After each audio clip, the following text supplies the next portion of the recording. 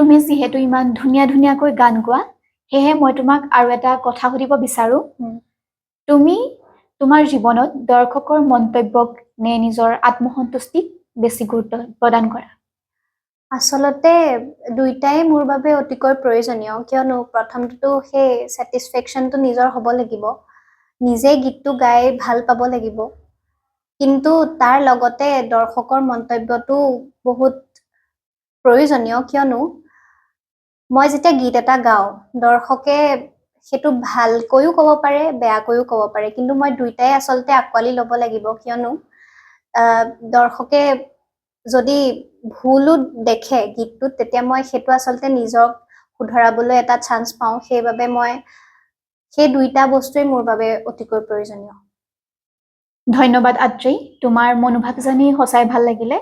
সুন্দৰকৈ ব্যাখ্যা কৰিলা এতিয়া তুমি যিহেতু গানৰ লগতে বিহু গোৱা আৰু আমাৰ বহাগো শেষ হোৱা নাই কৰবাত এতিয়াও বহাগ চলি আছে গতিকে এটা বিহু গীত আমাক শুনোৱা ঠিক আছে মই এটি বিহু গীত গাবলৈ আগবাঢ়িছো ঐ জানো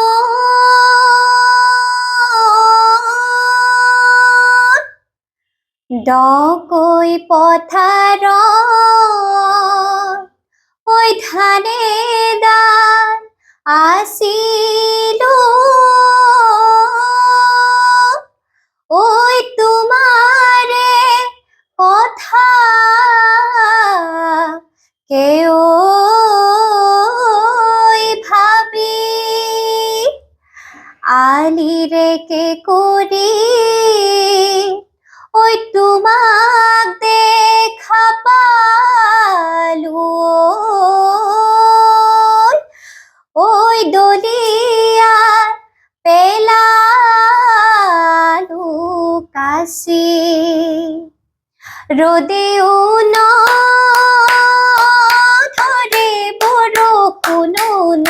নপৰে বৰষুণো নপৰে বজ্ৰপাতো নপৰে গাত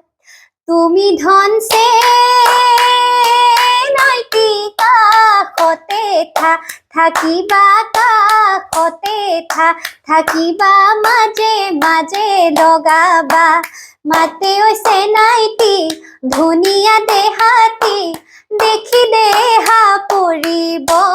দেখি দেহা পৰিব